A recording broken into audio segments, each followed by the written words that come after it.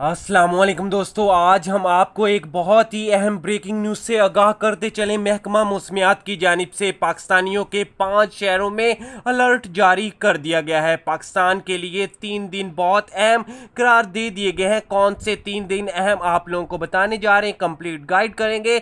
लेकिन वीडियो को आगे बढ़ाने से पहले एक रिक्वेस्ट हम करते चलें, वीडियो पसंद आने की सूरत में वीडियो को लाइक, चैनल को सब्सक्राइब और बेल आइकन को लाजमी दबा लीजिएगा। तो बात करते हैं पाकिस्तान के कौन से 3 बड़े शहरों में अलर्ट जारी कर दिया गया है। सूबा पंजाब, सूबा सिंध और सूबा सरहद के लोगों को अलर्ट जारी कर दिया गया है। सूबा सिंध के लोगों को बताया जा रहा है गर्मी खत्म, अब बारिशें शुरू। 3 दिन लगातार बारिशें होने के अमकान। आप लोगों को बताते चलें 17, 18 और 19 जुलाई बहुत ही अहम होने जा रही है।